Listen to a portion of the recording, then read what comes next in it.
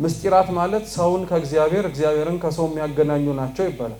ሰው ጾምን የሚጾመው ለፋሲካ ቅድመ ዝግጅት እንደሆነ ከማሰብ ባለፈ እውነት በዛ በጾም ውስጥ የሆነ ነገር መፍትሄና ችግር ፈታበታለሁ ብሎ ላይሆን ይችላል። ስለ ጾም አንድ ሰው ሊኖረው የሚገባው የመጀመሪያው ግንዛቤ ብቻውን መሆን።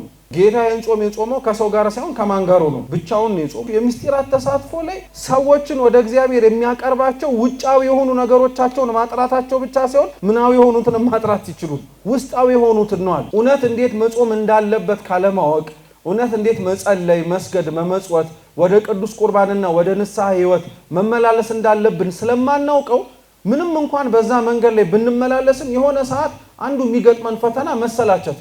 ሰው ሰይጣንንና ስሜቱን ማሸነፍ ከቻለ ሌሎች ፈተናዎች በሙሉ ቀላል ነው የሚሆኑለት። መኖር የሚፈልጋቸውንም ክርስቲያናዊ ህይወቶችንም ለመኖር በጣም ቀላል ነው። አያችሁት ሰይጣን ምን ያክል ይሄ ስጋዊ ስሜታችን ለእንደዚህ አይነት ነገሮች እንኳን ተራ እንደሆነ እና እንዲህ አይነት ነገሮች እኛን እንደሚጥለን ተማምኖ እንደሚያደርገው የምታውቁት ባለቤቱን እንኳን ሊፈትነው በእነዛ ፈተናዎች መቅረቡን ስታዩ እና እውነትስ ክርስቶስ እነዚህን ፈተናዎች ዝም ብሎ የተፈተነው ፈተናዎቹን በሙሉ በትዕግስት ጾሙን ጾሞ መልስ እየሰጠ ድል ያደረገው ከእርሱ በኋላ ተነስተን የእርሱን ፈለግ የምንከተለው ሰዎች እኮ ይህንን ህይወት መቀጠልና ይህን የምስጢራት ተሳትፎ ህይወታችንን ስንሄድ እነዚህ ፈተናዎች መልሰው ሲመጡ እሱን መጽናኛ እንድናረግ እኮ እንጂ እሱማ ምን ሆኖ ነው? እኛ ትዕቢተኛ ስለሆንን ገንዘብ ስለምንወድ ስስታም ስለሆንን ነው ይሄንን ጾም የምንጾም። ሰይጣን ለክርስቶስ ያቀረበበት ፈተና በሙሉ እኛውን አምላካችን ላይ የምናቀርብበት ፈተና ነው። አሁን እግዚአብሔርን እየፈተነው ያለ ነው እኛ እንደ ሰይጣን ነው ትዕቢተኛ ሆነን ፊቱን ቀርባለን። ረቡዕን እንደምታውቁት ከሆነ የሚጾምበት ዋነኛው ምክንያት ለምክር አይሁድ ምክንያት አይሁድ ክርስቶስን ለመስቀል ተስማምተው የተለያዩበት ይሁዳም አሳልፌ ሰጣቸዋለሁ ብሎ ገንዘቡን የተቀበለበት ቀን መቼ ነው? ረቡዕ ነው። ዓርብን ደግሞ የምንጾምበት ምክንያት ደግሞ ጌታችን መድኃኒታችን ኢየሱስ ክርስቶስ ስለ ዓለም ድህነት ሁሉና ቤዛ ብሎ ደግሞ በእንጨት መስቀል ላይ ተቸንክሮ ስላየነው ነው። ለምን ትጾማለህ? ለምንስ ነው ራስህን ያን ያክል የምታስጨንቀው? የእግዚአብሔር እውነት መሐሪነት በአንተ በመጾምና ባለመጾም ውስጥ የተገደበ ይመስላል? አንተስ ይሄንን ያክል አልበላም፣ አልጠጣም፣ አልናገርም፣ ክፉ አላስብም፣ አይኔ ክፉ ያይም ስላልክ ምን ለውጥስ የሚመጣ ይመስላል? ሲቀጥል ደግሞ መጨረሻ ላይ እውነት ትችለዋለህ ወይ ይሄንን ሁሉ ማድረግ? እንደዚህ የሚለው ድምጽ ያሮጌው ማንነት ድምጽ ነው። አዲስ የሆነው በጾሙና በምስጢራት ውስጥ የሚሳተፍ እና የሚመላለስ ማንኛውም ሰው ግን አዲሱን ሰው ነው የሚለብሰው። ማንም በራሱ ጉልበት ሊያደርገው የሚችል ምስጢራት የለም። ጾምም በነገራችን ላይ የምንጾመው የምንጾምበት ጥንካሬና የጤና ሁኔታ ስላለን አይደለም፣ እግዚአብሔር ስለሚያስችልና ስለሚሰጠን። ጾም ሩጫ ነው፣ ምስጢራትን መሳተፍ ሮጦ መቅደም ነው ከተባላችሁ አንዳንዶቻችን ምስጢራት ተሳትፎ ላይ አብረን ዝም ብለን ጆግ የምናረግ ሰዎች ነው። ዝም ብለን የምንዋሯሩጥ ማለት አንደኛ መውጣትም አንፈልግ ብቻ መሮጣችንም በቂ የሚመስለን ሰዎች አሉ።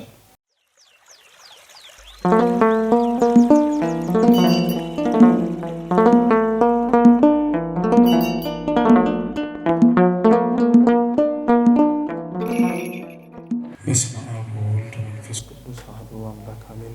በስመ አብ ወወልድ ወመንፈስ ቅዱስ አሐዱ አምላክ አሜን።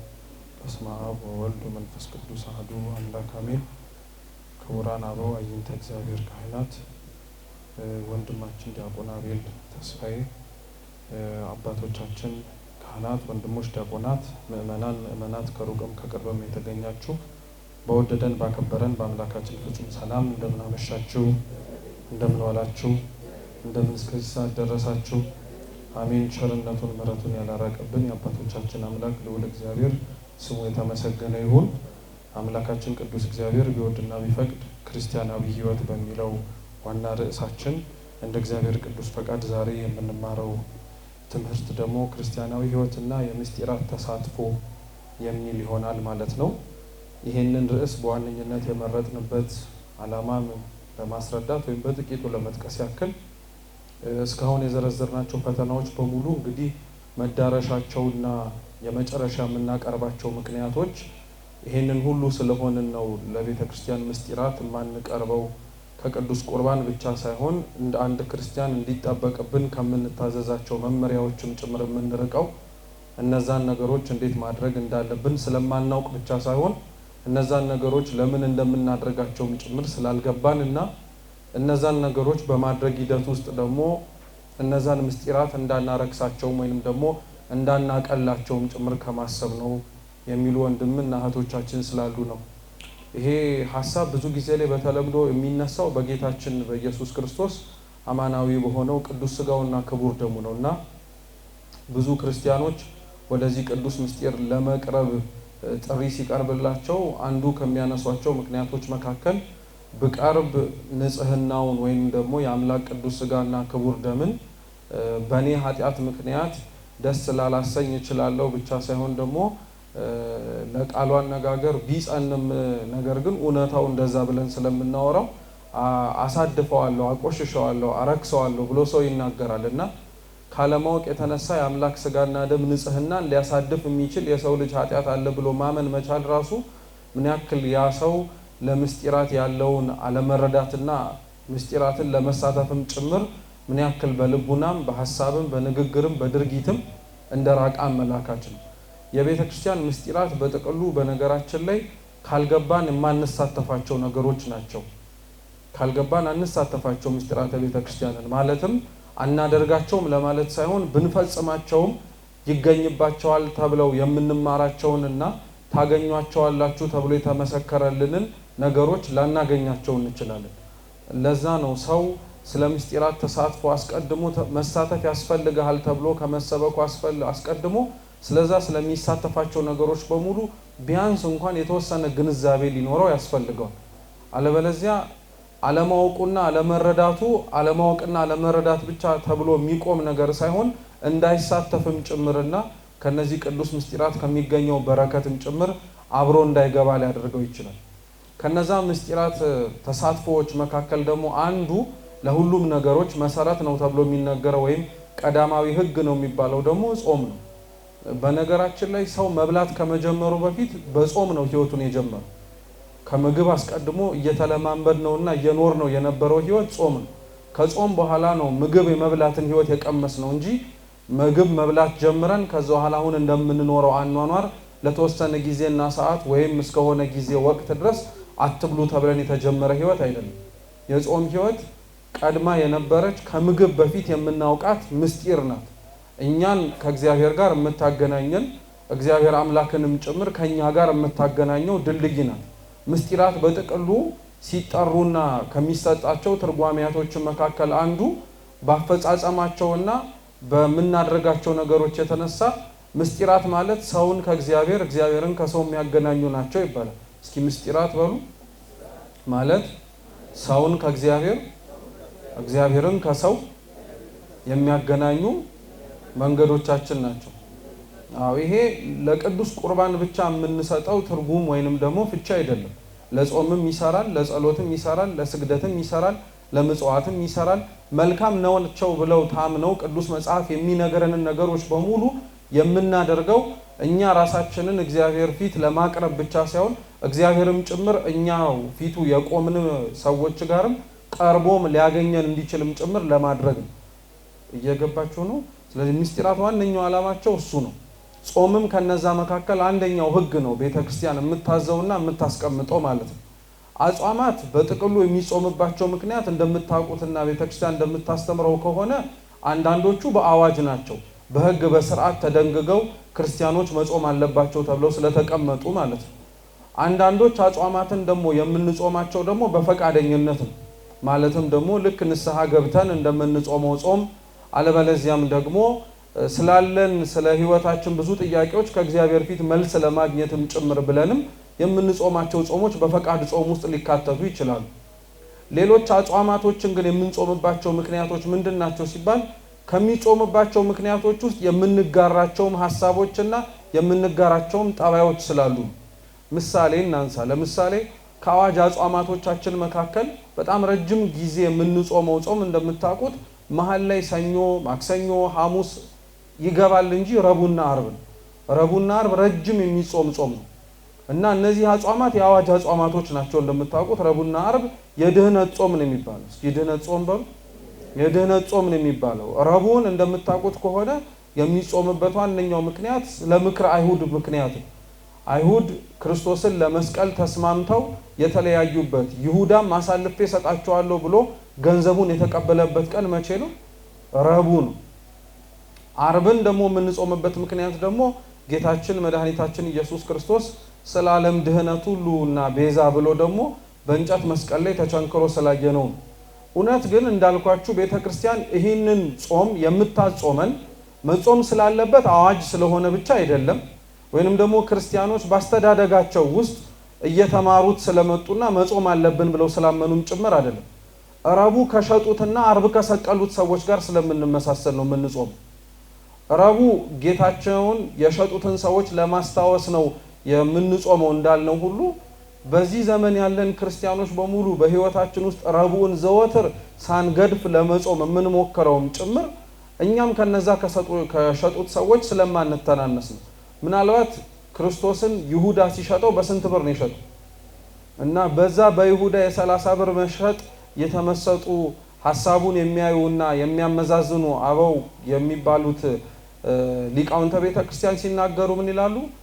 ይሁዳ በ30 ብር መሸጡ ያን ያክል አይግረማችሁ፣ እድሉ ኖሮን እንዲያውም እኛ በጊዜው ብንኖር በነፃ ራሱ ሳንሰጠው ምንቀር ይመስላችኋል ይላሉ። እውነት ለመናገር እኛ በነፃ እየሸጥነው ስለሆነ ነው አሁን ኃጢአት እየሰራን። ኃጢአት ስትሰሩ የሚከፍላችሁ አካል አለ እንዴ? ታስቡበታላችሁ እንዴ?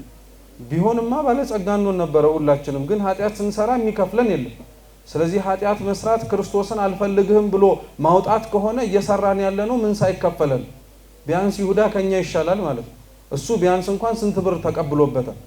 ዋጋው ያውጣም ማያውጣም 30 ብር ተቀብሎበታል። እኛ ግን ዋጋ የሚያወጣውን አምላካችንን እየተሰበክን በነፃ እንሰጠዋለን። ስለዚህ እንዴት ረቡዕን አንጾም? በደንብ አድርገን ነው የምንጾመው። አርብም ተመሳሳይ ነው። አርብ ጌታችን ኢየሱስ ክርስቶስ የተሰቀለበት ስለሆነ ነው የምንጾመው ብለናል። ነገር ግን እንደ ልክ እንደ ረቡዕ እንደሸጡት ሰዎች በነፃ እንሸጠው ነበር እንዳልነው ሁሉ አርብም እኛ እድሉ ኖሮን በጊዜው ብንኖር ከተቀበለው መከራ በላይ የምንቀበልና የምንጨምርበት አይመስላችሁ?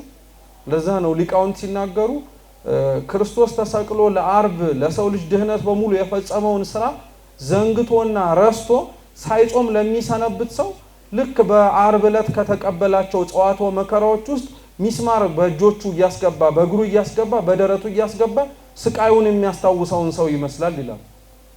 ስለዚህ አጽዋማቱን የምንጾመው እንዳልኳችሁ አዋጅ ስለሆኑ ስለተነገሩን ብቻ ሳይሆን በነዛ አጽዋማት ውስጥ ማንንም ጭምር ስለምናይ ነው፣ ራሳችንንም ጭምር ስለምንመለከትበትና ስለምናየው ነገር። ለዛ ነው ጾም ቤተክርስቲያን ውስጥ የምንጾምበት ምክንያት አንደኛው ይህ ነው ብላ ትናገራለች። ሌላው ስለ ጾም ሌሎቻችንም የምናውቀው በቃሉ ፍቺ ብቻ ተነስተን ደግሞ ብንነጋገር ጾም ማለት እንደምታውቁት መከልከል መታቀብ ነው ይባላል። ወይም በታወቀና በተሰፈረ ጊዜና ወቅት ላይ ከተወሰኑ ምግቦችና መጠጦች መለየት ነው ይባላል። እንግዲህ የአጽዋም ስነ ስርዓታችን ይለይ እንጂ የኦርቶዶክሱ ዓለም ላይ ያሉ አጽዋማቱን የሚቀበሉ አብያተ ክርስቲያናት ጾሙን ይጾሙታል። ምናልባት አንዳንዶች እንደኛ አይነት አጽዋም ላይኖራቸው ይችላል። የኛን አጽዋም በነገራችን ላይ ውጭ አጽዋማት አለ ብለው በሚያምኑ ሊቃውንት ዘንድ ራሱ ሲንመለከተው የኛ የመነኮሳት አጽዋም ነው የሚባለው። እስኪ የመነኮሳት አጽዋም በሉ። በውጭ ዓለም የመነኮሳት አጽዋም እየተባለ የሚጠራው ፍጹም ከምግብ ከውሃ ከመጠጥ እና ሰውነትን ሊገነቡ ይችላሉ ተብለው ከሚታሰቡ ከእንስሳት ተዋጽኦ በሙሉ መለየት።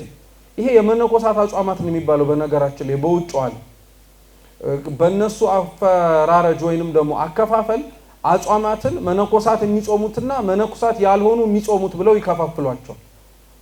እና የኛ ጾም በውጮቹ ዓለም መነጽር ሲመለከቱት የመነኮሳት ጾም ነው የሚባለው። ምክንያቱም ከምግብ ከመጠጥም ጭምር ስለምንከለከል። ሌሎች ግን አብያተ ክርስቲያናት በሚባሉበት ቤቶች ግን አጽዋማቶቻቸው አንዳንዶቹ እኛ ራሱ ከምንጠቀማቸው ነገሮች ጋር በጣም የሚደንቁ አጽዋም ስነ ስርዓቶች አሏቸው። ለምሳሌ አንዳንድ አብያተ ክርስቲያናት በዚህ ጾም ወቅት ላይ እንኳን የእንስሳት ተዋጽኦ ይቅርና የወይራ ዘይት እንኳን አይጠቀሙ። እየሰማችሁ ነው? የወይራ ዘይት ከምንድን ነው የሚወጣው? አራታው የወይራ ዘይት እኮ ያልኳችሁ ነው። ከየት ነው የሚወጣው? ከወይራ ነው የሚወጣው አይደለ? ከወይራ ፍሬ ተገኝቶ ተጨምቆ የምንጠቀመው ዘይት ምንድን ነው የሚባለው? የዘይት ትምህርት እኮ አረግን። ግን የምን ዘይት ነው የሚባለው? የወይራ ዘይት ነው የሚባለው። አሁን ይሄ ዘይት ከእጽዋት ተገኝቶ ነገር ግን አንዳንድ ውጭ ላይ ያሉ አብያተ ክርስቲያናት በኦርቶዶክሱ ዓለም ላይ የሚታወቁት ማለት ነው አይጠቀሙት። እና ምክንያታቸው አንደኛ በጥንት ጊዜ ላይ እነዚህን አጽዋማት ለወይራ ዘይት የሚጠቀሙባቸውን ፍሬዎች ያስቀምጡት የነበሩት በተለያዩ በከብት አንጀቶች ውስጥ ነበር። እየሰማችሁ ነው። ስለዚህ ያው ኮንታሚኔትድ ነው ማለት ነው። በሌላ አማርኛው ለምሳሌ ካፌ ገብታችሁ የጾም ነው የፍስክ ያለው ትላችሁ ጾም ካዘዛችሁ በኋላ አይነካካም አይደል ትላላችሁ አትሉ ባትሉም በሉ እንደው እንኳን ግን ሰው ይጠይቃል ይነካካል አይነካካም ይላል። እንደዚህ ሁሉ በጥንቷ ዘመን ላይ ምን ይደረግ ነበረ? የወይራውን ዘይት በእንስሳት አንጀቶች ውስጥ ይቀመጥ ስለነበረ ረጅም ጊዜ ለማቆየት በሚል ማለት ነው ኮንታሚኔትድ ነው ወይም ይነካካል። ስለዚህ የተነካካውን ነገር በአጽዋማት ወቅት ላይ አንጠቀማቸውም በማለት በዚህ ጾማቸው ወቅት ላይ የወይራ ዘይት እንኳን አይነኩም ነበር። እየሰማችሁ ነው። ሌላው ግን ምክንያታቸው የወይራ ዘይት እንኳን ከሌሎች ነገሮች ይቀርና ከምንጣቀመው እሱ ራሱ ሙቀትን፣ ልምላሜን፣ ወዝን፣ ደምግባትን ይሰጣልና ይህ ደግሞ በአጽዋማት ወቅት ላይ ተገቢ አይደለም ብለው ራሳቸውን ይከለክላሉ። ጌታችን የምታስታውሱ ከሆነ ስለ ጾም ያስተማረው ትምህርት አለ የማቴዎስ ወንጌል ምዕራፍ 6 ላይ እናንተ ግን ስትጾሙ እንደ ግብዞች እንዳትጾሙ መጾማቸው እንዲታይላቸው እንደሚጾሙ ሰዎች አትሁኑ አለና እናንተ ስትወጡ ራሳችሁን ቅብ ተቀቡ ይላል ወይም ተቀቡ ይላል። እና ቅብ ተብሎ የሚነገረው በነገራችን ላይ ዘይት፣ ፈሳሽ ወይንም ደግሞ ሰውነታችን እንዳይደርቅ የምንቀባቸውን ሌሎች ነገሮች ለማለት አይደለም። ቅብ ወይም ተቀቡ ብሎ የሚናገረው ምግባርን የማቴዎስ ወንጌል ምዕራፍ 25 ላይ ጌታችን መድኃኒታችን ኢየሱስ ክርስቶስ ስለ መንግስተ ሰማያት ሲያስተምር በ10 ደናግል አድርጎ በምሳሌ አስተምሮ ነበር። 5 ጎበዛዝትና 5 ሰነፍ ደናግላን ነበሩ። ሁለቱም ደናግላን መብራትና ዘይት ነበራቸው ታስታውሳላችሁ። እና 5ቱ ሰነፎቹ ዘይትና መብራታቸውን ማመጣጠን ስላልቻሉ ሙሽራው ሲመጣ ዘይታቸው አልቆባቸው ወደ ገበያ ወጥተው ነበረ። ዘይት አጥተው ተመልሰው ሲመጡ በሩ ተዘግቶባቸው አትገቡም ተብለው ነበር። 5ቱ ጎበዞቹ ግን ብርሃንና ዘይታቸውን አመጣጥነው ይዘው ወይንም ደግሞ አመጣጥነው ስለነበሩ ሙሽራው ሲመጣ ሁለቱንም አስገባቸው፣ 5ቱንም አስገባቸው። እና አባቶቻችን ሲያስተምሩ ብርሃን የሚባለው መልካም መግባር ስራ ነው። እየሰማችሁ ነው። ዘይት የሚባለው ደግሞ ለመልካም ስራ ወይንም ደግሞ ለመልካም ብርሃን ምክንያት ሊሆነው የሚችለው እምነት ነው ይላል። ስለዚህ አንድ ሰው ሲጾም ራሱን ይቀባ ሲባል ዘይት ወይም ሌላ ነገር ይቀባ ለማለት ሲሆን እምነት ይኑረው ለማለት እየሰማችሁ ነው። እምነት ይኑረው። የሚጾም ሰው ምስጢራትን የሚሳተፍ ሰው እምነት ሊኖረው ያስፈልጋል። አንደኛ የሚቀበለው ነገር እውነት እንደሆነ ይወቅ ለማለት ነው። ሁለተኛ ደግሞ እምነት ይኑረው የሚባለው ይሄንን የሚያደርጋቸውን ምስጢራት በሙሉ ከግዴታ ሳይሆን ከፍቅር የተነሳ እንደሚያደርገው አምኖ ይቀበል ማለት ነው። እውነት እንነጋገር ከተባለ ባጾሙ ደስ አይላችሁ? ለመመለስ ይከብዳል አይደል? ልባችን ግን የሚመልሰውን ያውቃል። ምክንያቱም 55ቱን ከዚህ በኋላ የሚመጣውን ቀን ጠብቆ የሚጾም ጿሚ ስላለ ማለት ነው። ሳንበላ ሳንጠጣ ያሳለፍነው ጊዜ ይህ እንዳለ ሁሉ ከተፈታ በኋላ ያሉትን 55 ቀናት ደግሞ ያለውን ደስታ በማሰብ ያ ወቅት ሁሌም ቢዘልቅ ብሎ የሚያስብ ሰው አለ። ይሄንን አይነት አጿጿምን የሚከተሉ ደካማ የሆኑ ሰዎች ማለት ነው በዚህ ድክመታቸው ብቻ ሳይወሰኑ ደግሞ ሌሎችም ጭምር ደግሞ ስለሚጾሙት ጾም መግባትና መውጣት ያላቸው ስሜት እኛንም ጨምሮ አብዛኞቻችንን ብታዩት ግዴታ ስለሆነብን የምናደርገው። አሁንም በነገራችን ላይ ቅዱስ ሥጋውን ክቡር ደሙን መቀበል የመጨረሻው የምስጢራት አክሊል ነውና ዘውድ ነውና ቤተክርስቲያን ካልበላችሁ በቀር የዘላለም ሕይወትን አታገኙም ስላለች ነው እንጂ እንደ አማራጭ የሚቀርብ ቢሆን ኖሮ እውነት እንቀበል ነበር። እውነት ስለ ቅዱስ ቁርባንስ ያን ያክል መሰበክን እንፈልግ ነበር?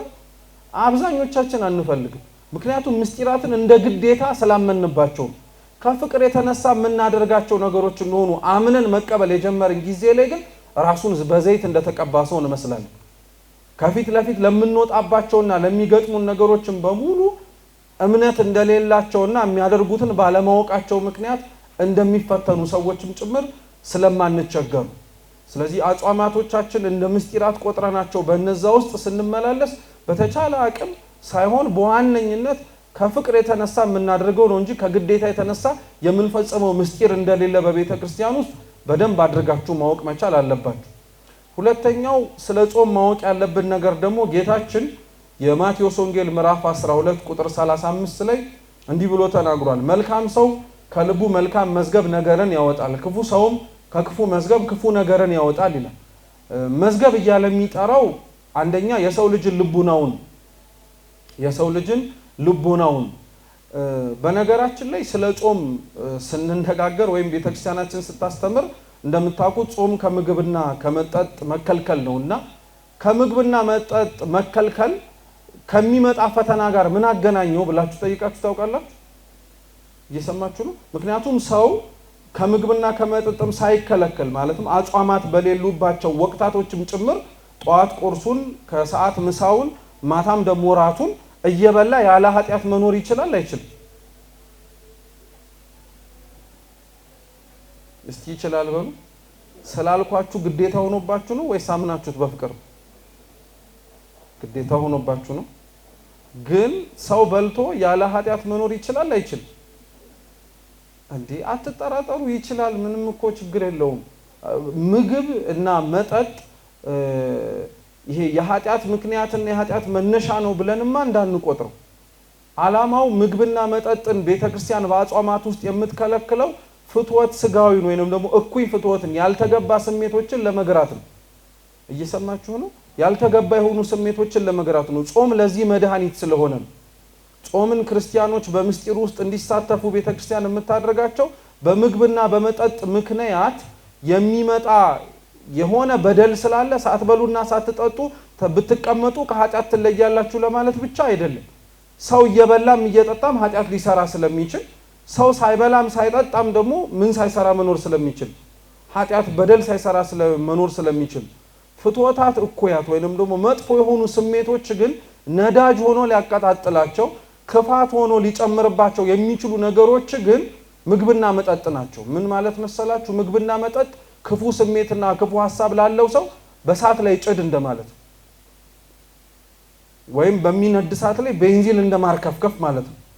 ለዛ ነው ዝሙት በሉት፣ ውሸት በሉት፣ ክፋት በሉት፣ ነውር በሉት ምንም አይነት መልካም ያልሆኑ ነገሮችን በሙሉ ለማራቅ ለማሸሽ ቤተክርስቲያናችን ጾምን በዋነኝነት የምትጠቀምበትና ልጆቿ በዛ ጠባብ በር እንዲያልፉ የምትፈልግበት ዋነኛው ምክንያት ስሜት አልባ ሆነው ሙሉ በሙሉ ባዶ እንዲሆኑ ለማድረግ ተፈልጎ አይደለም። ይሄንን በደንብ አድርጋችሁ ስሙ።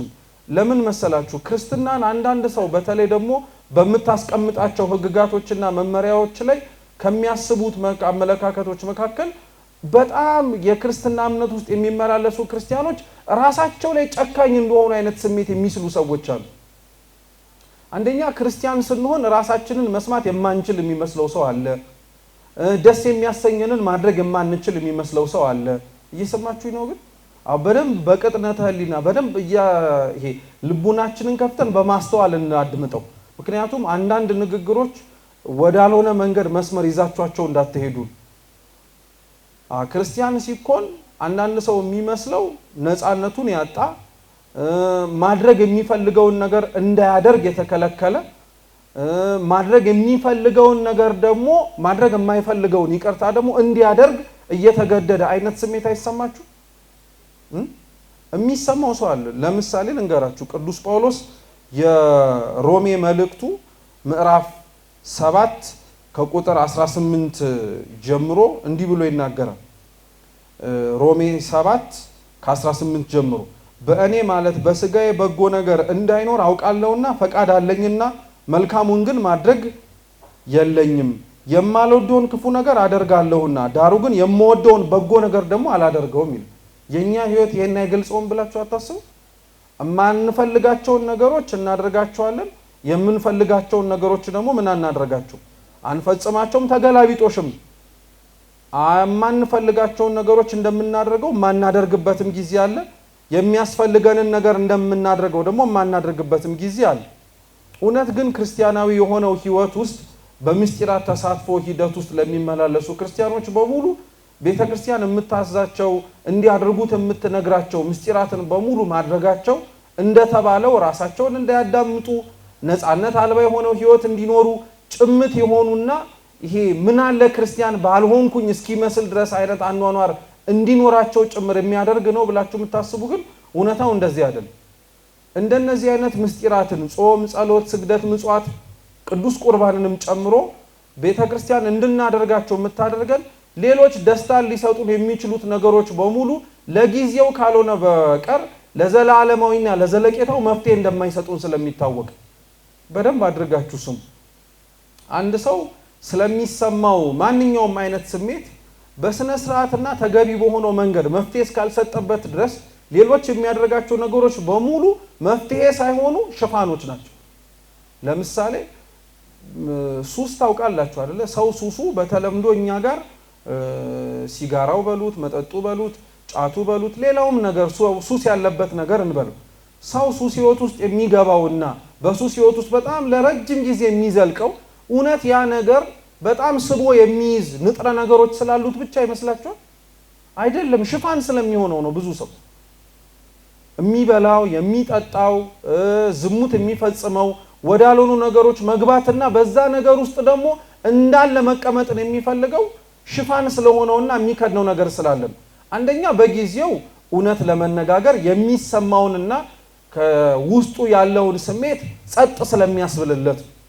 ለምሳሌ በጣም በሐዘን ላይ ያለ በጣም መራር የሆነ እጦት ያጋጠመው ሰው ብዙ ጊዜ ላይ ጠጥቶ በጣም ክፉ የሆነ ደረጃ ላይ ደርሶ ራሱንም ሁሉንም ነገር እስኪረሳ ድረስ ሊገደድ ይችላል አይደል?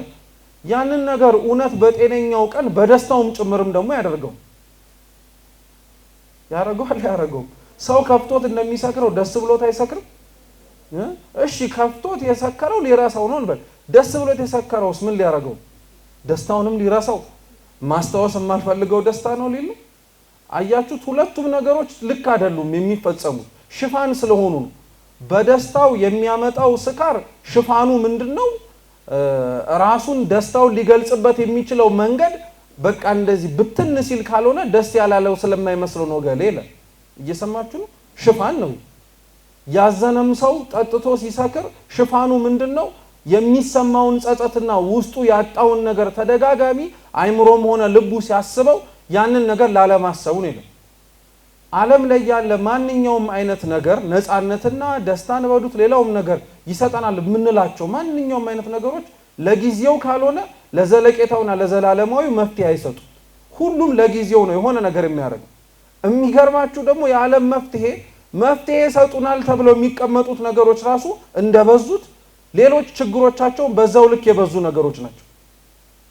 ለምሳሌ አንድ ሰው ከጭንቀት ለመከላከል ብሎ የሚያደርጋቸው ብዙ ነገሮች ሊኖሩ ይችላሉ። ምሳሌን የምነግራችሁ እና ከነዛ ነገሮች ውስጥ በዛ ህይወት ውስጥ መመላለሱ ጭንቀቱን ያስቀርልኛል ብሎ አስቦ የሚያደርገው ነገር ቢሆንም አብዛኛውን ጊዜ ላይ ግን ጭንቀቴን እፈታለሁ ያለበት መንገድ ሌላ ጭንቀት ሲጨምርበት ደግሞ ይታያል። እሱን ማድረግ ራሱ ማለት ነው።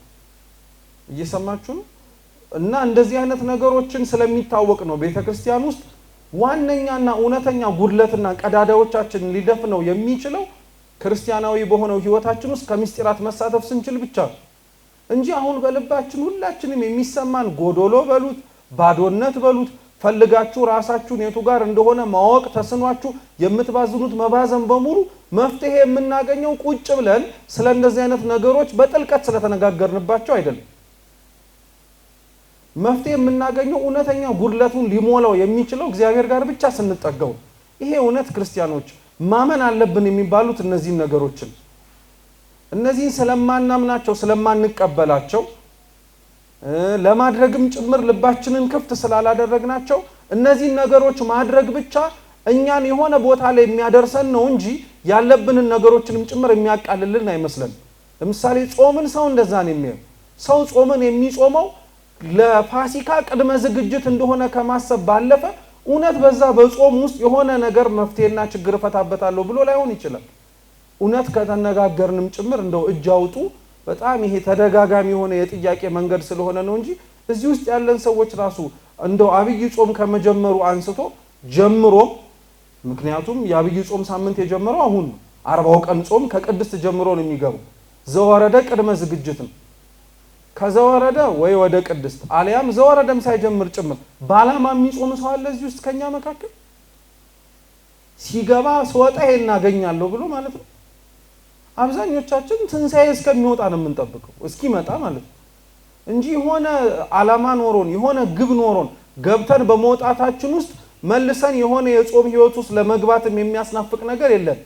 ለዛ ነው ሁሉም ጾም ሁሉም የምናደርጋቸው ነገሮች በሙሉ ሚስጥራትን መሳተፍ እኛ ከራሳችን ፈልገን ልናደርገው ከምናስባቸው ነገሮች በሙሉ የሚያሸሸን የሚያርቀን ወደ ኋላ የሚስበን መስሎንም ጭምር የሚሰማን አንዳንዶቻችን ደግሞ ምስጢራት ተሳትፎ ውስጥ ያሉትን ነገሮች ማድረግ እንፈልጋለን ግን በፍጻሜ ያሉትን ነገሮች ደግሞ መፈጸም አንፈልግም ምሳሌ ልንገራችሁ የጌታችን የመድኃኒታችን ኢየሱስ ክርስቶስ ጾሙ 40 ቀን ላይ ማለት ነው የማቴዎስ ወንጌል ምዕራፍ 4 ላይ ጌታችን ኢየሱስ ክርስቶስም መንፈስ ወደ ምድረ በዳ መራው 40 መዓልት 40 ሌሊትም ጾመ ከዛ ተራበ ብሎ ነው ወደ ፈተናዎቹ የሚገባው ስለ ጾም አንድ ሰው ሊኖረው የሚገባው የመጀመሪያው ግንዛቤ ብቻውን መሆን እስኪ ብቻውን መሆን በሉ ጌታ ጾም የጾመው ከሰው ጋር ሳይሆን ከማን ጋር ነው ብቻውን ነው የጾመው አይደለም ነው አይደለም ነው ይሄው እየተነገረ እኮ ነው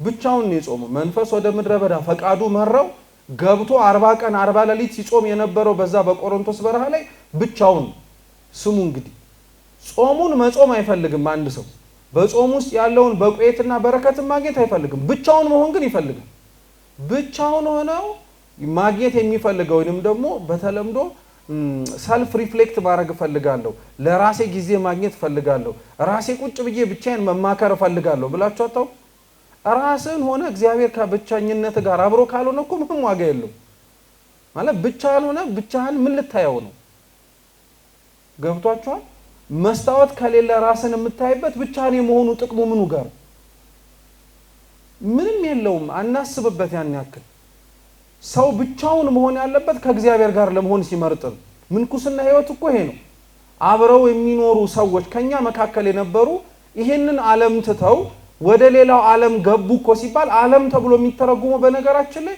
ይሄንን መሬት እኮ ለማለት ብቻ አይደለም ዓለም የሚባለው እኮ የሰው ልጅ ትዝ ይላችኋል ጌታችን የዮሐንስ ወንጌል ምዕራፍ 3 ላይ ኒቆዲሞስን ሲያስተምረው እንዲህ ብሎት ነበር እግዚአብሔር አንድያ ልጁን እስኪሰጥ ድረስ ዓለሙን እንዲሁ ወዶታልና ይላል የትኛውን ዓለም ነው ወዶ ክርስቶስ ሰው ይሆን መሬቱን ሳሩን ቅጠሉን መስላችሁ ነው እንዴ አይደለም እኮ ዓለም ተብሎ የተጠራው ማን እናንተኛ ሰው ልጆች እኮ ነው ዓለምን ትተው መነኑ ማለት ምን ትተው ሄዱ ማለት ሰዎችን ትተው ሄዱ ሰው ትተው ሄደው ብቻውን ለመሆን ነው አንድ በነኩሴ ከማን ጋር አብሮ ለመኖር ስለመረጠ አዎ ያለ ረብሻ ያለ ሐሳብ ያለ ውጣውረድ ሰዎች እግዚአብሔርን እንዳያገኝና ሰዎች እግዚአብሔርን ብቻ ፈልጎ እንዳያገኘው ሊያደርገው ከሚችሉት ምንም አይነት መሰናክሎች ነፃ መሆን ስለፈለገ ብቻውን መሆን መረጠ ብቻውን መሆን የመረጠው እግዚአብሔርን ለማግኘት ነው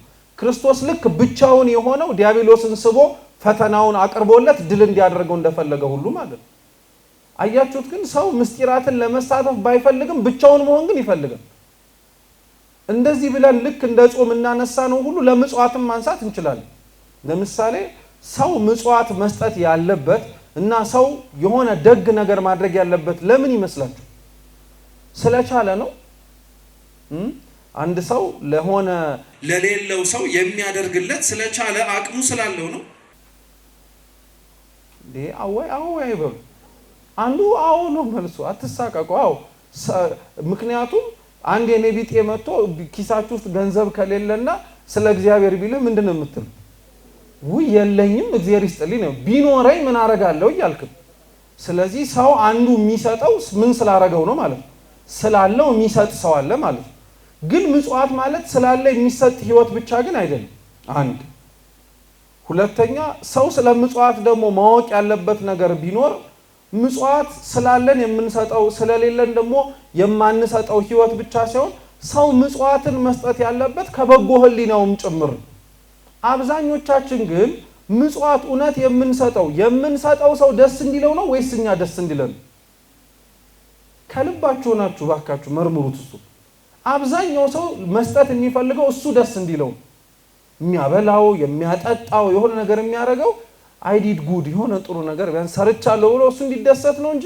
መስጠት አለብኝ ብሎ አምናል አይራያችሁት ግን ይሄን አይነቱን ይሄ መስጠት አለበት የሚለውን ሐሳብ ይቀበላል ግን እውነት መስጠት ያለበት እኔ ደስ እንዲለኝ ብቻ ሳይሆን ወይ ዋነኛው ጉዳዩ የኔ መስጠትና ደስታ ሳይሆን የሚቀበለው ሰው ተቀባይነትና ምኑ ነው ደስታው ነው እሱ ላይ ነው የተመረኮዘው ምጽዋት እኛ ላይ አይደለም ስለዚህ ስትመለከቱት አንዳንድ ነገሮች አፈጻጸማቸውን እንወስዳቸዋለን እውነተኛ እንዴት መደረግ እንዳለባቸው ግን ስለማናውቅ አንደኛ ስናደርጋቸው መሰላቸት ይመጣብናል።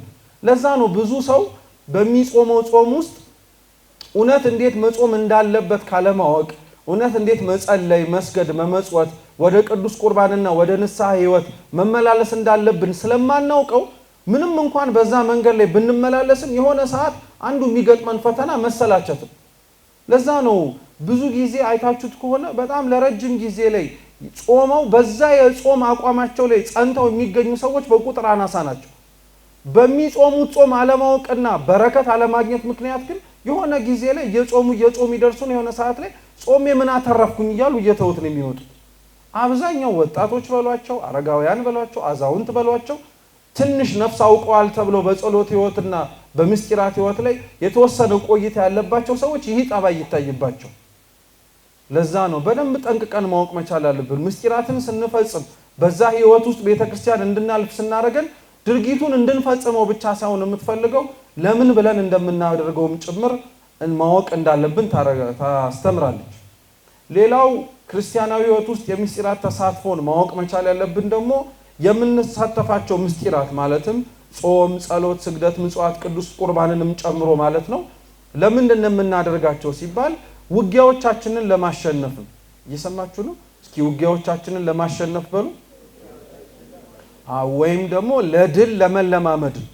እንዲህ አይነቶቹ የምስጢራት ተሳትፎ ህይወት አባቶቻችን ሲያስተምሩ ምን ይላሉ? ቅዱስ ጳውሎስ የገላትያ መልእክቱ ምዕራፍ 5 ቁጥር 22 ላይ ጠቀሳቸው ከመንፈስ ፍሬዎች መካከል አንዱ የሆነው ራስን መግዛትን የሚያለማምዱ ናቸው። ሰው ጾም፣ ጸሎት፣ ስግደት፣ ምጽዋት፣ ንስሐ መሰል አይነት ምስጢራትን በጣም የሚለማመደው ራሱን መግዛት የሚችልበትን መንገድና ራሱን መግዛት እንዲችል አድርጎት ለድል መለማመድ እንዲችል።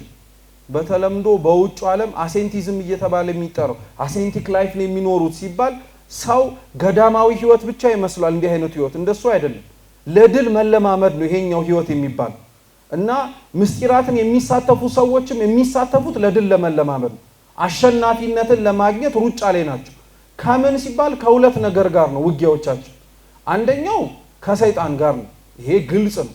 ቅዱስ ጳውሎስም በሌላ መልእክትም ሲናገር አልሰማችሁትም? ውጊያዎቻችን ከስጋና ከደም ጋር ሳይሆን ከርኩሳት መናፍስት ጋር ነው ብሎ በግልጽ ተናግሯል። ስለዚህ ሰው ለድል የሚለማመደው በምስጢራት ህይወት ውስጥ እንዲሳተፍ የሚደረገው ከማን ጋር ባለው ውጊያ ማሸነፍ እንዲችል ነው? ከዲያብሎስ ጋር ነው። ጌታችንስ ብሎ አልነበረ? ለደቀ መዛሙርቱ አጋንንትን ማውጣት የሚችሉበትን ስልጣን ሰጥቷቸው አንዱን ርኩስ መንፈስ ካለበት አንድ ሰው ግን ማውጣት አልቻሉም። ክርስቶስ ታዲያ ምን ብሎ ነበር የመለሰላቸው? እንዲህ አይነቱ ከጾምና ከጸሎት ካልሆነ በቀር አይወጣም ነው ያለው። እየሰማችሁ ነው? ስለዚህ ጾም፣ ጸሎት የሆነ ጊዜ ላይ ፈጽመ ነው አበቃንበት የምንልበት ህይወት አይደለም ማለት ነው። ውጊያው ድል ማድረጉ የሚያቆመውና የሚያበቃው የእግዚአብሔር መንግስት ስንወርስ ነው እንጂ እዚህ በምንኖርበት መሬት ላይ በአመት ውስጥ የጾምናቸውን ጾሞች በሙሉ ልክ እንደ ቼክ ሊስት ይሄን ጾም ያለው ምንም አይመጣም ስላልን አይደለም። ውጊያው ሁሌም ነው ያለው እዚህ። እየሰማችሁ ነው? ሰው በምስጢራት ህይወት ውስጥ ስለተሳተፈ ፈተና አልባ የሆነና ነፃ ያለ ምንም ውጣ ውረድ የሚኖረው ህይወት አለ የሚባል ቤተክርስቲያን ትምህርት የላትም። ነገር ግን ድል ማድረግን ስለሚለማመድ አንደኛ ወድቆ አይቀርም ይነሳል። ሁለተኛ ዛሬ ቢቆስል ነው እንጂ ቆስሎ እየተመላለሰ የሚዋጋ ሰው ጠባሳ ብቻ ሳይሆን ልምድም ጭምር ነው ያለው። እየሰማችሁ ነው? ብዙ ወታደር ውጊያ ደርሶ ሲመጣ ጠባሳ ሰውነቱ ላይ ሲታይ የተጫጫረውና ሰውነቱ የተበላሸው ምልክት ሳይሆን ብቻ የሚታየው ምኑም ጭምር ነው፣ ልምዱም ጭምር ነው። እየሰማችሁ ነው? ስለዚህ በጾም፣ በጸሎት፣ በስግደት፣ በምጽዋት ውስጥ ባለብን የምስጢራት ተሳትፎ ውስጥ የሚመጣብን ህይወት ስለ ውጊያው ያለ ልምድ ማሳያ። አንደኛው ውጊያዎቻችን ከሰይጣን ጋር ነው። ሁለተኛው ውጊያችን ደግሞ ከስሜት ጋር ነው። እስኪ ስሜት በሉ። ከእነዚህ ናቸው ሁለቱ ዋና ፈተናዎች በምስጢራት ተሳትፎ ህይወት ውስጥ ክርስቲያኖችም ድል እንዲያደርጓቸው የሚደረጉ። ሰው ሰይጣንንና ስሜቱን ማሸነፍ ከቻለ ሌሎች ፈተናዎች በሙሉ ቀላል ነው የሚሆኑለት። መኖር የሚፈልጋቸውንም ክርስቲያናዊ ህይወቶችንም ለመኖር በጣም ቀላል። ስንት መሰላችሁ? 3 ጥቅስ ልንገራችሁ እንዴት የመንፈሳዊ ህይወታችን ውስጥ ያለ የምስጢራት ተሳትፎ ህይወት ውስጥ ስሜትንና ሰይጣናዊ የሆነን ፈተናን በምስጢራት ተሳትፎ ውስጥ ድል ማድረግን ቅዱስ መጽሐፋችን ያስተማረበት አንቀጽ። የመጀመሪያው የምናየው ቅዱስ ጳውሎስ የገላትያ መልእክቱ ላይ ምዕራፍ 5 ከቁጥር 16 ጀምሮ የተናገረው ነገር ግን ላለው በመንፈስ ተመላለሱ የሥጋንም ምኞት ከቶ አትፈጽሟል። ሥጋ ሲባል በነገራችን ላይ እንትን እንዳይመስላችሁ ይሄ ፍሌሽ ወይንም ደግሞ የምንመለከተው ይሄ ቆዳው አይደለም ሥጋ እየተባለ የሚጠቀሰው። ሥጋ እያለ የሚናገረው እንደየአገባቡ ቢለያይም አንደኛው ስሜት ፍላጎት ነው፣ ፍትወት ነው። ይሄ ቅድም ያልነው ያልተገባ ሐሳብና ስሜት። የሥጋንም ምኞት ከቶ አትፈጽሙ፣ ሥጋ በመንፈስ ላይ መንፈስም በሥጋ ላይ ይመኛልና እነዚህም እርስ በርሳቸው ይቀዋወማሉ። ስሜታችሁ ነፍሳችሁ ልታደርገው የምትፈቅደውን ነገር እንዳታደርግ ምን ያደርግባታል ማለት ነው? ይጫናታል ለማለት ነው። ስለዚህም የምትወዱትን ልታደርጉ አትችሉም። ምን ማለት ነው? ለመጾም እየፈለግ ላጾም ትችላለህ። ለመጸለይም ለመስገድም ቅዱስ ቁርባንም እንኳን ለመቀበል እየፈለግ ምን እንደያዘ የማታውቀው ሰው ልትኖር ትችላለህ። መፈለጉ እኮ አለኝ ፍላጎቱ ግን ምን እንደያዘኝ አታውቅም ልትል ትችላለህ። ይቀጥላል ቅዱስ ጳውሎስ አሁን በመንፈስ ብትመሩ ግን ከሕግ በታች አይደላችሁም። የሥጋንም ሥራ የተገለጠ ነው። እርሱም ይልና ስሙ ዝሙት፣ ርኩሰት፣ መዳራት፣ ጣዖትን ማምለክ፣ ሟርት፣ ጥል፣ ክርክር፣ እስቲ ቅናት በሉ፣ ቁጣ፣ ጥሩ እነዚህን ያዙ። አድመኝነት፣ መለያየት፣ መናፍቅነት፣ ምቀኝነት፣ መግደል፣ ስካር፣ ዘፋኝነት ይህንን የሚመስል ነው አለ።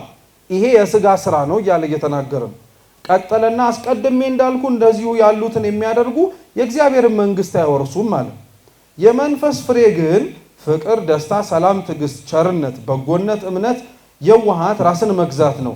እንደዚህ ያሉትን የሚከለክል ሕግ የለም። በዚህ ሕይወት ለተመላለሱ ሰዎች የእግዚአብሔርን መንግሥት ሊያወርሱበት የሚችል ምክንያት የለም። የክርስቶስ ኢየሱስም የሆኑትን ሥጋን ከክፉ መሻቱና ከምኞቱ ጋር ሰቀሉ። በመንፈስ ብንኖር በመንፈስ ደግሞ እንመላለስ ይላል። ስለ ቃሉ የአምላካችን ስም የተመሰገነ ይሁን። አንደኛ ከተዘረዘሩት ነገሮች ሁለት ነገር ያዙ ብያችኋለሁ አይደል? ምንና ምንድን ነው በሉ ያልኳችሁ? ቅናትና እነዚህ ሁለት ነገሮች አይገርማችሁም? ቅዱስ ጳውሎስ ሲጠቅሳቸው የሚታዩ ነገሮች አይደሉም። ለምሳሌ ሰው ሲሰክር ይታያል አይታይም? ምክንያቱም ስካር ምንን ስለሚያንቀሳቅስ ነው? ሰውነትን ያንቀሳቅሳል አይደለ? ቁጣ ግን የውስጥ ነው የውጭ ነው? መጀመሪያ ውስጥ ነው አይደል? ቁጣ ያለበት ዋጥ ያደረጋት ሰው እኮ አለ የቁጣውን ተግባር ያልፈጸመ ማለት ነው። ሁለተኛው ደግሞ ምንድን ነው? ቅናትም ተመሳሳይ ነው። የምንድን የውስጥ ነው። ስለዚህ አያችሁ የምስጢራት ተሳትፎ ላይ ሰዎችን ወደ እግዚአብሔር የሚያቀርባቸው ውጫዊ የሆኑ ነገሮቻቸውን ማጥራታቸው ብቻ ሳይሆን ምናዊ የሆኑትን ማጥራት ይችሉ ውስጣዊ የሆኑትን ነው አለ። ከላይ የዘረዘራቸውን የሥጋ ምኞቶችን በሙሉ ማሸነፍ የምትችሉ ከሆነ ወይም የምትፈልጉም ከሆነ ወደፊት ማድረግ የሚጠበቅባችሁ ብሎ የዘረዘራቸው ደግሞ የመንፈስ ፍሬዎች አሉ። እና ምን ለማለት ተፈልጎ መሰላችሁ? ጽድቅን ብትፈልጉ ብትለምዱ ብትፈጽሙ የውስጥ በደሎቻችሁ ይወጣላችኋል ለማለት ነው።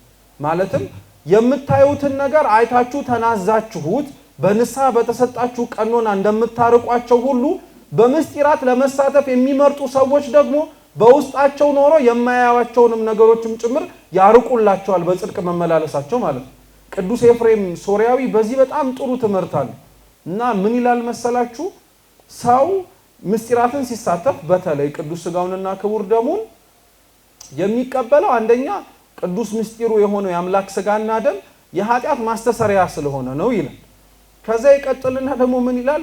የጌታ ቅዱስ ቁርባን ግን ተናዛችሁ ማረኝ ያላችሁትን ኃጢአቶችንም ጭምር የሚያጠፋ ብቻ ሳይሆን ይላል ቅዱስ ኤፍሬም በውስጣችሁ ልክ እንደተሸፈነ ወይም እንደ ጭቃ ውስጥ እሾህ ያሉትን እናንተ ያላወቃችኋቸውንም ነቅሎ የሚያወጣቸው ስር ነው ይላል። እየሰማችሁ ነው? የጭቃ ውስጥ እሾህ አደገኛነቱ እሾሁን ምናል ማድረግ ስለማትችሉ አሁንም እንደዚሁ ሁሉ አጠራናቸው ብለን የምንመካባቸው ኃጢአቶች እንዳሉ ሁሉ ገና እንደ ጭቃ ውስጥ እሾህ ደግሞ የተደበቁ አሉ። ምስጢራትን መሳተፍ ጾም፣ ጸሎት፣ ስግደት፣ ምጽዋት የሚያስፈልገው ለዛ ነው። ገና ብዙ ከስውር ያላየነው ኃጢአት አለ።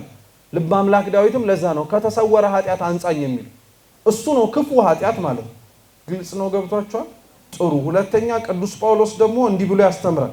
ወደ ቆላሲስ ሰዎች ምዕራፍ 3 ቁጥር 5 እስከ 10 ደግሞ እንዲህ ይላል። እንግዲህ በምድር ያሉትን ብልቶቻችሁን ግደሉ፣ እነዚህም ዝሙትና ርኩሰት፣ ፍትወትም፣ ክፉ ምኞትም፣ ጣዖትን ማምለክና በጎ ያልሆነ መጎምጀት ነው። በእነዚህም ጠንቅ የእግዚአብሔር ቁጣ በማይታዘዙ ልጆች ላይ ይመጣል። እናንተም ደግሞ ትኖሩባቸው በነበራችሁ ጊዜ በፊት በእነዚህ ተመላለሳችሁ። አሁን ግን እናንተ ደግሞ ቁጣንና ንዴትን፣ ክፋትንም፣ ካፋችሁም ስድብን የሚያሳፍርንም ንግግር እነዚህን ሁሉ አስወግዱ።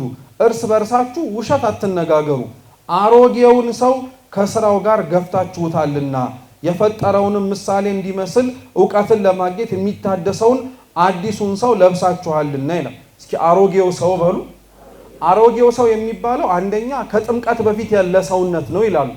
የቤተ ክርስቲያን ታሪክ እንደምናውቀው ክርስትናው ዓለም በሐዋርያት ትምህርት እየሰፋና ስብከቱም እየተዳረሰ ሲመጣ ወደ ቤተ ክርስቲያን አንድነትና ህብረት የገቡት በሙሉ ህፃናት አይደሉም ማለት አዋቂዎች ሆነው ክፉን ከደጉ መለየት የሚችሉ ወይም የቻሉ ተሰብከው ያሉበት ህይወት እውነት እንዳልሆነ እየተሰበከ ያለው ወንጌል ደግሞ እውነት እንደሆነ አምነው የገቡ ነበሩ አልነበሩ?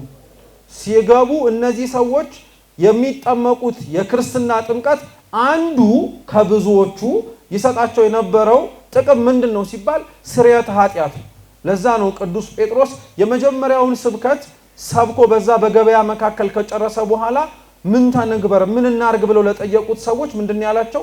ኃጢአታችሁን እየተናዘዛችሁ በጌታ በኢየሱስ ክርስቶስም ተጠመቁ አለ። እየሰማችሁ ነው? ስለዚህ የተጠመቁት ምናቸውን ተናዘው? ኃጢአታቸውን ተናዘው በመጠመቃቸው ደግሞ ሲጠመቁ ኃጢአታቸው ምን ተረጎላቸዋል? አሮጌው ሰው የሚባለው ቅድመ ጥምቀት የነበረው ሰውነት። እየሰማችሁ ነው? አዎ። እንደዛው ሁሉ አሁን በእኛም ትምህርት ብትመለከቱት የምስጢራት ተሳትፎ ህይወታችን ውስጥ ሳይጀመር በፊት ያሉን ማንኛውም አይነት ማንነቶች አሮጌው ሰው ነው የሚባለው። ከጾም በፊት የነበርከው አንተ አሮጌው ነው። ገብቷችኋል?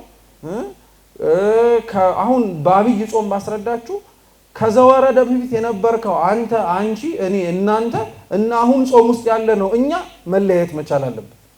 አለበለዚያ አሮጌውን ሰው ነው የለበስከው ማለት ነው። አዲስ የሆነ ቀን ላይ አሁንም እየኖርክ ይሄንን ነው አሮጌውን ሰው ተውት፣ ግፉት እያለ ይናገራል። ይሄ ከምስጢራት ተሳትፎ በፊት የነበረንን ማንነታችንን ምስጢራት እየተሳተፍንም ጭምር አብረን ይዘነው የምንሄደው ከሆነ በጣም ክፉ ነው። ለምሳሌ አሁን በእነዚህ ወቅታት ውስጥ እየጾምን ነው፣ እየጸለይን ነው። ለተወሰነ ሰዓትም ቢሆን ከምግብና ከመጠጥ ተከልክለን እየዋልን ነው አይደለም? ይሄንን የጾም ህግ ላይ ያለ ሰው ቅድመ ጾም የነበረውን ማንነቱን በዚሁ ጾም አብሮት ይዞት የሚቀጥል ከሆነ ክፋቱ ምን መሰላችሁ? ይሄንን አሮጌው ሰው ትላንትና በነበረው እንደፈለገው መብላት እንደፈለገው መጠጣት፣ በዚህ ሰዓት ጾም ገብቶ በዚህ ሰዓት ጾም ይወጣል የሚለውን ነገር ያላከበረበትን ማንነት ይዞት ከገባ ያ ድምጽ እየጨመረበት ይመጣል። ምን ማለት ነው? ለምን ትጾማለህ? ለምንስ ነው ራስህን ያን ያክል የምታስጨንቀው? የእግዚአብሔር እውነት መሐሪነት በአንተ በመጾምና ባለመጾም ውስጥ የተገደበ ይመስላል? አንተስ ይሄንን ያክል አልበላም፣ አልጠጣም፣ አልናገርም፣ ክፉ አላስብም፣ አይኔ ክፉ ያይም ስላልክ ምን ለውጥስ የሚመጣ ይመስላል? ሲቀጥል ደግሞ መጨረሻ ላይ እውነት ትችለዋለህ ወይ ይሄንን ሁሉ ማድረግ? እንደዚህ የሚለው ድምጽ የአሮጌው ማንነት ድምጽ ነው፣ የአሮጌው ሰው ድምጽ ነው። አዲስ የሆነው በጾሙና በምስጢራት ውስጥ የሚሳተፍ እና የሚመላለስ ማንኛውም ሰው ግን አዲሱን ሰው ነው የሚለብሰው። ማንም በራሱ ጉልበት ሊያደርገው የሚችል ምስጢራት የለም። ጾምን በነገራችን ላይ የምንጾመው የምንጾምበት ጥንካሬና የጤና ሁኔታ ስላለን አይደለም። እየሰማችሁ ነው? አዎ፣ ሰዎች ጾምን የሚጾሙት እንደዛ ይመስላቸው። አንዳንዶች ጥንካሬ ስላላቸው፣ አንዳንዶች እየተከለከሉ ያሉት ከተወሰነ ምግብ ነው እንጂ ከብዙ ምግብ እንዳልሆነ ስለሚያውቁ። እንዲያውም ቅዱስ ዮሐንስ ዘሰዋስው የሚባል አበው አባታችን ሲናገር በረከቱ ለሁላችን ትድረሰን። ምን ይላል መሰላችሁ? አብራችሁ በሉ፣ ጾም በሉ እንጂ ጾም በሉ፣ እልህ አታርጉት፣ ጾም በሉ።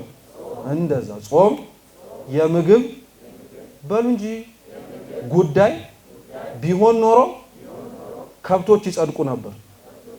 እውነት ነው ሐሰት? እውነት ነው። ከብት እንጀራ አይበላም፣ ሳር ብቻ ነው የሚበላው። ቬጂቴሪያን ነው በሌላ አማርኛ። የእህል ጉዳይ ቢሆን ኖሮ ከብት ይጸድቅ ነበር። በሬው ላሙ የመንግስተ ሰማያት በር ላይ ነበር የሚገኝ። ጾም የምግብ ጉዳይ ብቻ አይደለም ማለት ነው።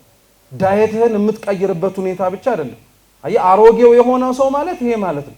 ጾም የምግብ ጉዳይ ብቻ የሚመስለው ሰው እንደዚህ አይነት ሰው ይሄንን ሁሉ በምስጢራት ውስጥ እንድንሳተፍ የምንችልበትን ለዛ ነው ጥንካሬውን ብርታቱን የጊዜ ርዝማኔውን የምንዘልቅበት ጥንካሬው ምንም አይነት ነገር ገንዘብ የምናረጋው እግዚአብሔር ስለሚያስችልና ስለሚሰጠን ጥሩ ሁለተኛው እሱ ነው ሁለት ጥቅስ ነው ያለነገርኳችሁ ጥሩ አንድን ጨምር ቅዱስ ጳውሎስ አንደኛ ቆሮንቶስ መልእክቱ ምዕራፍ 9 ቁጥር 24 ላይ ደግሞ ይተናገራል እሱ ደግሞ ምን ይላል በሽቅድድም ስፍራ የሚሮጡት ሁሉ እንዲሮጡ ነገር ግን አንዱ ብቻ ዋጋውን እንዲቀበል አታውቁምን እንዲሁ ታገኙ ዘንድ ሩጡ ይላል እንዲሁ በሉ ታገኙ ዘንድ ሩጡ ጥሩ የሚሮጥ ሰው በሙሉ በእርግጠኝነት የሚሮጠው ከሩጫው መጨረሻ ላይ ምን ማድረግ እንዳለ ስለሚያውቁ ጥሩ አሁን ለምሳሌ ሩጫ ውድድር ነው ብላችሁ አስቡ ሁሉም እዛ ሩጫ ተሳታፊ ሆኖ የሚሮጠው ሰው ስንተኛ ለመውጣት ነው የሚሮጠው እንጂ እንደኛ አሁን ኢትዮጵያውያን ሩጫ ስናይ በነገራችን ላይ ትንሽ የመሮጥ ልምድ የሌላቸው ሀገራት አንደኛና ሁለተኛ ለመሮጥ የሚመጡ አይመስልንም ለምሳሌ እነ ቻይና ምናምን ሲሮጡ ስናይ እንስቃለን ከተብለን የምንስቀው አሁን ሮጦም እነዚህ ምን ሊያረጉ ነው ከአፍሪካና ከኬንያ ጋር እንላለን ማለት ኢትዮጵያና ኬንያ ማለት እየሰማችሁ ነው ግን እውነታውን ያ ቻይና ያ ብዙ ክብረ ወሰን ያልሰበረው የሆነ ሯጭ ሲመጣ እነሱ ሲሮጡ አብሬ ተሳታፊ ሆኜ ተሳትፏል ብዬ ለመጠራት ነው የምሮጠው ብሎ የሚመጣል የለም ለተሳትፎ ብሎ የሚገባ ተወዳዳሪ ያለ ሜዳሊያ ተሸለማለህ እየተባለ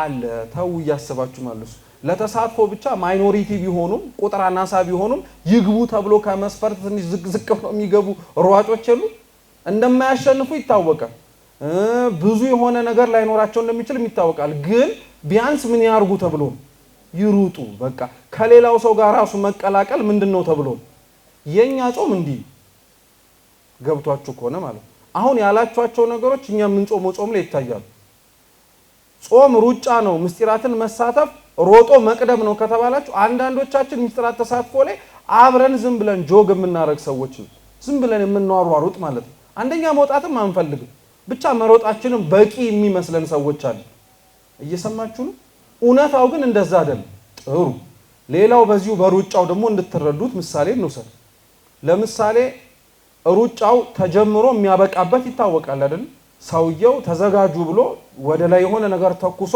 የሚሮጡት ሰዎች የቱ ጋር እንደጀመሩ እንደሚያውቁት ሁሉ የቱ ጋር ምን እንደሚያደርጉ ያውቃሉ ለምሳሌ ሩጫው ውድድር ላይ ተኩሶት ጅማሮን ነው እንጂ ፍጻሜውን ባያሳያቸውስ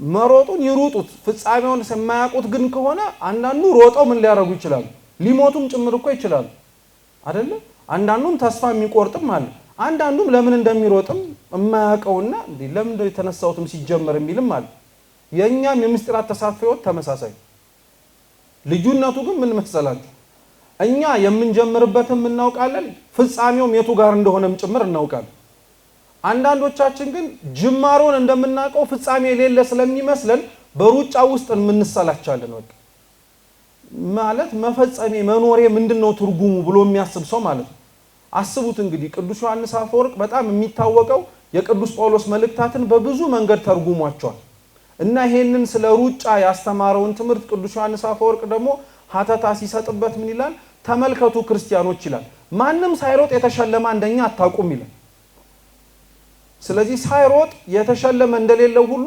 ምስጢራትን ሳይሳተፍ የክብር አክሊል የሚቀዳጅ እንደሌለ ወቁት ይላል ሲቀጥሉ ሁለተኛ ደግሞ ይጨምራል እነዚህን ተሳትፎች ላይ ሮጠው የሚጨርሱ ሰዎች የመጨረሻ ዘውድና የመጨረሻ የሚሰጣቸው ክብር ቢኖር ራሳቸው ላይ ስለጨረሱ የሆነ ጉንጉን ይደረግላቸዋል አለ ከዛ በኋላ ማስታወሻ ምልክት እንዲሆናቸው አንገታቸው ላይ ምን ይደረግላቸዋል ሜዳሊያ ይደረግላቸዋል ደግሞ የመጡበት ሀገር እንዲታወስ ደግሞ ከፍ ተብሎ ምን ይውለበለብላቸዋል እናንተም እንዲሁ ነው መሆን ያለባችሁ ልዩነቱ ግን ይላል ቅዱስ ዮሐንስ አፈወርቅ እናንተ እንደሯጩ የሚያልፍ ዘውድ አይደለም ያረጋችሁ የሚያልፍ ነው ምክንያቱም ያደረገውን ያበባ ጉንጉን ሳይደርቅ አይዘልቅም የሆነ ሰዓት ሲደርቅ ምን ያረጋው ይጥሏል የናንተ ግን በሚስጥራት የምታደርጉት ጉዞ ላይ የሚሰጣችሁ ዘውድ ሽልማት ግን የሚያልፍ እንዳይመስላችሁ አትሞኙ ይላል የሚሮጥ ሰው ሜዳሊያ ለማሸነፉ ምልክት ነው የሚሰጠው እናንተም ክርስቲያናዊ ሆኖ የሚስጥራት ህይወታችሁ ላይ ብትዘልቁ ምልክት ይሰጣችኋል አለ። ቀጠል አሁንም የሚሮጥ ሯጭ የመጣበት ሀገር ታውቆ ከፍ ብሎ ክብሩ እንደሚታወሰው ሁሉ እናንተም ለሮጣችሁበት ሩጫ አሸናፊ ብትሆኑ ከፍ ብሎ የሚውለበለበው እኮ የእናንተ ስም አይደለም የእግዚአብሔር ነው ይላል። እየሰማችሁ ነው? ለዛ እኮ ነው ወንጌል ሲናገር የሰማይ አባታችሁን አይተው ያመሰግኑት ዘንድ ብርሃናችሁ በማን ፊት ይብራ ማለት ይሄ ነው። ስለዚህ የሚስጥራት ተሳትፎ ህይወታችን ላይ በእንዲህ አይነት መንገድ መመላለስ እንዳለብን መዘንጋት የለብንም። ቀላል የሆነ ሩጫ የለም ካልን ቀላል የሆነ የክርስቲያን ህይወትም የለም። ከስጋዊ ፈቃድ ወደ ነፍስ ፈቃድ መሻገር እንዴት ሊቀል ይችላል ራሱ ተብሎ ይታሰባል? እኛ እኮ ነን ይቀላል ብለን ገምተነው ስንገባ ሲከብድ ስናየው ይሄ ነው እንደ እውነትም ክርስትና ብለን የገመትነው እንጂ ለዘመናት ስናደርገው ከነበረው የስጋ ፈቃዳችን ተላቀን ወደ ምስጢራት ተሳትፎ ህይወት ለመምጣት የምናደርገው ሩጫ ትግል ውጣ ውረድ ቀላል አይደለም። ጊዜ ይፈልጋል፣ ፈተና ያለው። ከዛ በተጨማሪም ደግሞ ከጊዜና ከፈተና ውጪ ደግሞ በዚህ ህይወት ውስጥ ለማለፍ የሚፈልጉ ሰዎች ምስጢራትን መሳተፍ መቻል አለባቸው። ሁለት ነጥቦችን ብቻ እናንሳና እንጨርስ። አንደኛው ቅዱስ ባስልዮስ የምስጢራት ህይወትን የሚሳተፉ ሰዎችን በንጽጽር ያስቀመጠው ትምህርት አለ። በተለይ ስለ ጾም ሲያስተምር ነው ይሄን ያለው። ምን ይላል? ስለ ጾም ሲያስተምር ያዕቆብና ኤሳውን ተመልከቷቸው ይላል። እስኪ ያዕቆብና ኤሳው በሉ። ያዕቆብና ኤሳው እንደምታስታውሱት ወንድማማቾች ናቸው አይደል? ያዕቆብ ከኤሳው የነበረውን ብኩርና ያገኘው በምንድን ነው? ያው በምስር ወጥ በሉት እንጂ ምስር ወጥ ምን የሚደረግ ነው? አትታጠቡት። በምስር ወጥ ምን የምታረጉት ነገር ነው? የምትበሉት ነው። ስለዚህ ኤሳው ብኩርናውን የሸጠው በምንድን ነው ማለት ነው? በምግብ በምስር ወጥ ነው። እና ቅዱስ ባስልዮስ ምን ይላል? ጾም የምታስገኘውን በረከት ወቁት፣ የምታሳጣውንም ደግሞ ተመልከቱት ይላል። ሰው ሳይጾም ሲቀር መጀመሪያ የሚያጣው ነገር ይላል ቅዱስ ባስልዮስ ብኩርናውን ነው፣ መጠሪያውን ነው። ክርስቲያን ተብሎ የተሰየመበትን ዕውቅና ያጣዋል። ምክንያቱም እንዳልኳችሁ ነው ሰው ተፈጥሮ እግዚአብሔርን ማምለክ በጀመረበት ጊዜ ላይ ከምግብ አስቀድሞ የሚያውቀው ምንን? ጾምን ስለሆነ ማለት ነው። እየሰማችሁ ነው? ጥሩ። ቀጠለ ቅዱስ ባስልዮስ ሙሴና ህዝበ እስራኤልን ተመልከቱ አለ። እስኪ ሙሴና ህዝበ እስራኤል በሉ። ሙሴ ለህዝቡ ብሎ ሲና ተራራ ስንት ቀንና ስንት ሌሊት ጾሟል። እነሱ ለህዝቡ ተብሎ የተጾመውን ሰው ረስተው ደግሞ እታች እነሱ ምን እያረጉ ነው? እየበሉ እየጠጡ ኃጢአት እየሰሩ ነው። ተመልከቱ ይላል። ሙሴ አይነቶቹን ጿሚዎች ጾም ወደ እግዚአብሔር ስታቀርባቸው የሚበሉትን ሰዎች ደግሞ እንኳን እግዚአብሔር ከቀረበው ሰው እንኳን እንዴት እንደሚርቁ ይላል። ምክንያቱም ሙሴ ልክ ከተራራው ሲወርድ ህዝቡ ከፊቱ እንኳን መቆም አልቻላቸውም ነበር። ፊቱን አይተውት ብርሃን ስላለበት ብቻ ሳይሆን ከታች አሰርተው ያመልኩት የነበረው ጥጃ ምንም እንኳን እግዚአብሔርን ይቀርና ሙሴን እንኳን ሊያስቀርበው አልቻለም። ግልጽ ነው። ጥሩ። ቀጠል። አሁንም ሐናን ሳሙኤልን የሳሙኤል እናት ሐናን ተመልከቷት ይላል። ታስታውሱ ከሆነ ሳሙኤል ከእናቱ ማህፀን ከሐና የተገኘው በእንባና በጾም በጸሎት ነው። እንዲያውም ኤሊ እንኳን ሲያገኛት ምንድን ነበር ያላት? እንደሰከረ ሰው አፍሽ ዝም ብሎ ለምንድን ነው የሚንቀሳቀሰው ብሏት ነበር አይደል?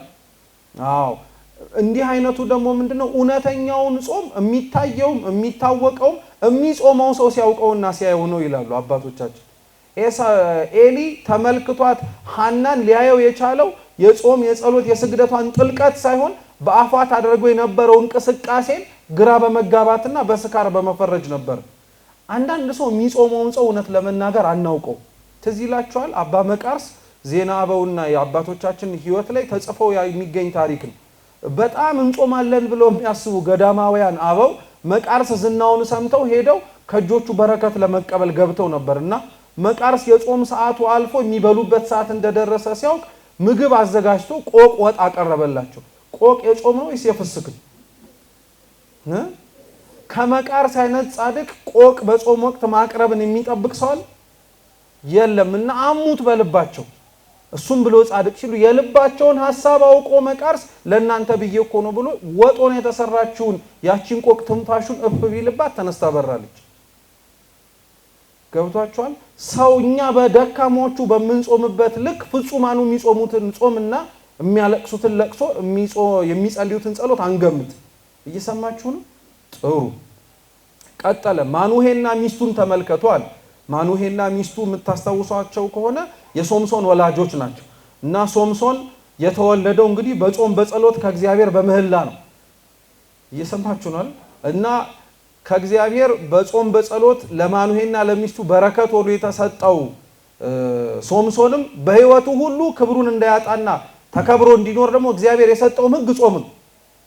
እንዳይጠጣ አይደለ ተብሎ የተሰጠው እንዳይጠጣ ያለውን ደግሞ በፀጉሩ ያልደረበትን ኃይል ደግሞ ለማንም ምን እንዳያደርግ ጾም ማለት ይሄ ነው። ቅድም መግቢያችን ላይ እንዳልኳችሁ ነው። ከምግብ መከልከል ብቻ ሳይሆን እግዚአብሔርን ብለን የምንተዋቸው ማንኛውም አይነት ነገሮች መጽሐፈ መነኮሳት እንደሚያስረዳው ከሆነ ጾም ተብሎ ነው የሚነገሩ። ምንም አይነት ነገር ይሁን ለእግዚአብሔር ከተተወ ያ ነገርና ያን ድርጊት የሚፈጽመው ሰው እየጾመ ነው የሚባል። ሶምሶንም እየጾመ ነው። ሶምሶን ኃይሉን ብርታቱን አጥቶ አይኑ ወጥቶ ከምሰሶ ታስሮ ሊያሳድዳቸው የነበሩትን ፍልስጤማውያንን እሱ ራሱ እየተሳደደ የተሰቃየው ጾሙን ሲያፈርስ ጉልበቱን ኃይሉን ብርታቱን ደሊላ ወይን አጠጥታ አስከራው የትኛው ነው ኃይል ስትለው ፀጉሬ ነው ስላላት አይደል? ጾም ማፍረስ እንዲህ ያዋርዳል ማለት እንደ ቀላል ነው። ግን እኛ የምናየው ሁይ ዓርብን እኮ ገደፍኩ እንላለን፣ ሁይ ረቡዕን እኮ ገደፍኩ እንላለን። ውጊያችን ከማን ጋር እንደሆነ ስላልገባው ነው። ያለ መጾምህን የሚሰማው ሰው ገደፍክ እንዴ የሚልህ አይነት ነገር አይደለም። የጾም ውጊያ አጋንንትና ስሜት ጋር የምትታገለው ትግል ስለሆነ ወይ ገደፍኩኝ ብለን የምናቆመው ነገር መሆን የለበትም። ማንኛውስ ነው ከኛ መካከል እጁ ሰዓት ውስጥ ቢገባ ተቃጠልኩኝና ብሎ ሙሉ ሰውነቱን ይከተዋል? የተረፈውን ለማዳን ይዘምታል እንጂ።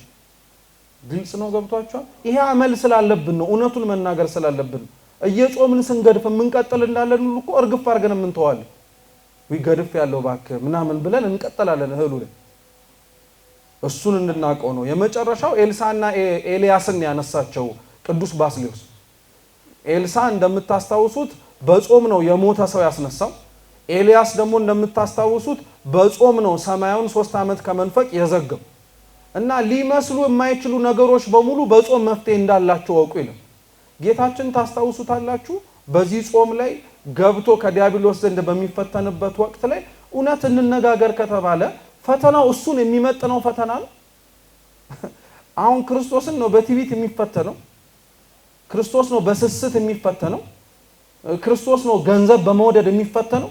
አያችሁት ሰይጣን ምን ያክል ይሄ ስጋዊ ስሜታችን ለእንደዚህ አይነት ነገሮች እንኳን ተራ እንደሆነ እና እንዲህ አይነት ነገሮች እኛን እንደሚጥለን ተማምኖ እንደሚያደርገው የምታውቁት ባለቤቱን እንኳን ሊፈትነው በእነዛ ፈተናዎች መቅረቡን ስታዩ እና እውነትስ ክርስቶስ እነዚህን ፈተናዎች ዝም ብሎ የተፈተነው ፈተናዎቹን በሙሉ በትዕግስት ጾሙን ጾሞ መልስ እየሰጠ ድል ያደረገው ከእርሱ በኋላ ተነስተን የእሱን ፈለግ የምንከተለው ሰዎች እኮ ይህንን ህይወት መቀጠልና ይህን የምስጢራት ተሳትፎ ህይወታችንን ስንሄድ እነዚህ ፈተናዎች መልሰው ሲመጡ እሱን መጽናኛ እንድናረግ እኮ እንጂ እሱማ ምን ሆኖ ነው? እኛ ትዕቢተኛ ስለሆንን ገንዘብ ስለምንወድ ስስታም ስለሆንን ነው ይህንን ጾም የምንጾም። ሰይጣን ለክርስቶስ ያቀረበበት ፈተና በሙሉ እኛውን አምላካችን ላይ የምናቀርብበት ፈተና ነው። እውነት አሁን እግዚአብሔርን እየፈተን ነው ያለ ነው። እኛ እንደ ሰይጣን ነው ትዕቢተኛ ሆነን ፊቱን ቀርባለን። ምንድነው ዳቦና ድንጋዩን አምጥቶለት እንብላ ሲለው ሰው በቃለ እግዚአብሔር ነው እንጂ በእንጀራ ብቻ አይኖርም ብሏል። አሁን እግዚአብሔርን እኛ እንደዛ ነው የምንፈትነው። በነገራችን ግን ልክ እንደ ሰይጣን መጨረሻ ላይ ወግድ እንዳይለን ባሪያው በአምሳሉ የፈጠረን ሰው ነው። በትዕቢትም እንፈትነዋለን፣ ገንዘብ በመውደድም እንፈትነዋለን። ትዕቢተኛ ሆነን ደግሞ ምንም አይፈጠርም ብለን ደግሞ ልክ እሱ ቤተ መቅደስ አናት ላይ ውረድ እንዳለው እኛም ደግሞ የሆነ የማይሆን አጣብቂኝ ውስጥ ገብተን እግዚአብሔር የት አለ እንላለን። ዘፈን የሚፈትን ከሆነ ጆሮህን ስፒከሩ ዳር ጋር አስጠግተው እየሰማ መስማት እኮ አልፈለኩም ከፍቶት ነው አትበል። የማይሆን ነገር ነው። ገብቷቸዋል። እግዚአብሔርን እየፈተነው ነው የምንለው ለዚህ በቃ ይሄንን ጾምም የምንጾመው ምስጢራት ህይወት ላይ የምንሳተፈው በዚህ ምክንያት ውስጥ ነው። እግዚአብሔርን መከራ ስለሆንበት ፈተና ስለሆንበት ትላንት ካሰቃዩት ሰዎች ባልተናነሰ እንዲያውም በበለጠ እያስጨነቅ ነው ስለሆነ የምስጢራት ህይወት ጾሙ፣ ጸሎቱ፣ ስግደቱ፣ ምጽዋት ውስጥ የምንመላለሰው ራሳችንን ከእግዚአብሔር ፊት እውነተኛ ማንነታችንን አይተን ቆመን እሱን ለማስደሰት ነው። ይህን ለማድረግ እግዚአብሔር ለሁላችን ይፍቀድልን። ወስብሐት ለእግዚአብሔር።